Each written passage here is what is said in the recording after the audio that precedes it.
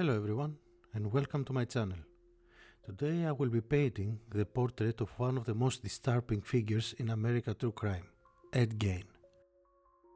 As I paint, I will be telling you the full story of his life, his crimes and his chilling legacy he left behind. Please be advised, this video will include disturbing details, so viewers' discretion is strongly recommended.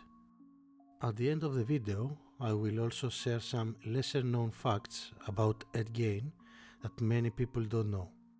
My goal is to share these stories respectfully, honoring the victims and shedding light on the darkness that shaped these events. Thank you for joining me. Now let's begin. Edward Theodore Gein was born on August 27, 1906 in La Crosse, Wisconsin. He was the younger of two sons. His older brother's name was Henry. Their father, George, was a violent alcoholic who couldn't hold a job. Their mother, Augusta, was deeply religious. She believed that the most people were sinful, especially women. She thought the world was full of evil.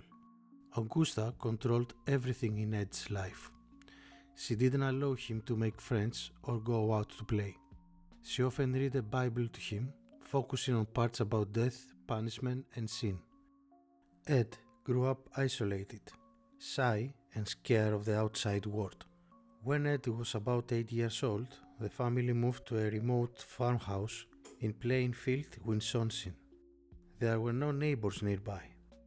Augusta believed this would protect her sons from the evil influence of the world. Ed struggled in school. He was shy, awkward, and had a strange habit of laughing to himself. Other kids bullied him. Even though he did well in reading, he never fit in. He often came to school with a lazy eye and strange smell, likely from poor hygiene and the isolation at home. At home, his mother kept filling his head with fear. She told him women were dangerous. She said that sex was dirty and sinful. Augusta was the only woman Ed was allowed to be close to, and he became deeply attached to her. As Ed grew older, his world stayed small. He didn't date, didn't go to dance, and never had real friendships. His mother was his only emotional connection. This would become a big part of why his crimes later shocked the world. In 1940, Ed's father, George, died from heart failure caused by years of drinking. This left Augusta and her two sons of their own. Ed and Henry worked odd jobs to support the family. Henry, the older brother, didn't like how Ed was so obsessed with their mother. He tried to pull away from Augusta's control. This caused tension between the brothers. In 1944, a fire broke out on their property. Ed reported to the police, and when they came, he said he didn't know where Henry was. Later, they found Henry's body on the ground, already dead. He had bruises on his head, but the death was ruled as an accidental. Some people later wondered if Ed was killed his brother to have his mother all to himself. Later that year, Augusta had a stroke. Ed cared for her day and night. He had another stroke soon after, and in December 1945, she died. This was the moment that changed everything. With his mother gone, Ed was truly alone. He boarded up her room and left it untouched, like a shrine. He lived in the rest of the house, which soon became messy, dark, and full of trash. Ed began reading books about death, grave robbing, and strange rituals. He became obsessed with the idea of bringing his mother back, or becoming her. In the years after his mother's death, Ed began visiting graveyards at night. He later told police that he robbed the graves of freshly buried women, ones who reminded him of Augusta.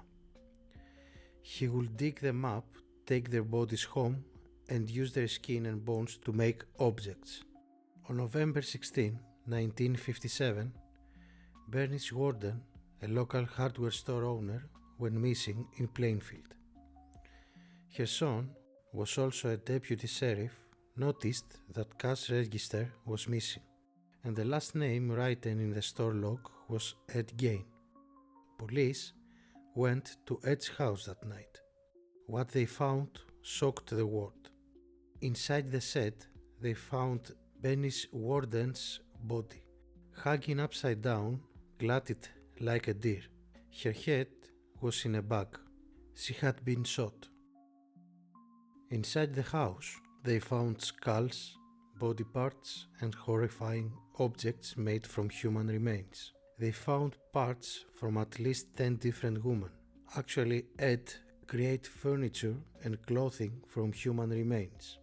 They found 4 noses, all human bones and fragments, 9 masks of human skin, bowls made from human skulls, 10 females' heads with the top sewed off, human skins covering several chair seats, Mary Hogan's head in a paper bag, Bernice Warden's head in a burlap sack, 9 vulvas in shoebox, skulls on his bedpost, organs in a refrigerator, a pair of lips on a drawstring for a window shade, a belt made from human female nipples, a lampshade made from the skin from a human face.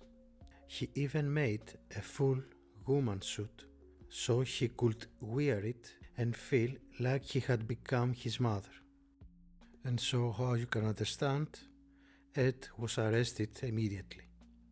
During questioning, Ed admitted to killing Bernice Warden and another woman, Mary Hogan, a tavern owner who had gone missing in 1954.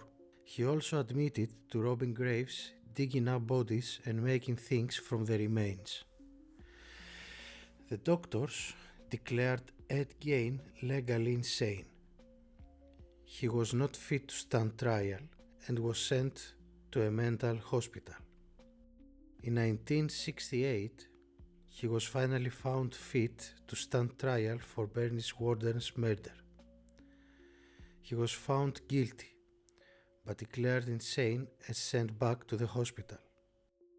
Ed Gein spent the rest of his life at Central State Hospital. He was quiet, calm, and friendly to staff. He died of cancer of July 26, 1984, at the age of 77. He was buried in the same cemetery where he had robbed graves years before. Ed Gein only admitted to 2 murders, but the horror of what he did left a huge mark on American culture. He became the inspiration for many horror movies characters, like Norman Bates in Psycho and Leatherface in the Texas Chainsaw Massacre, also for Buffalo Bill in The Silence of the Lambs.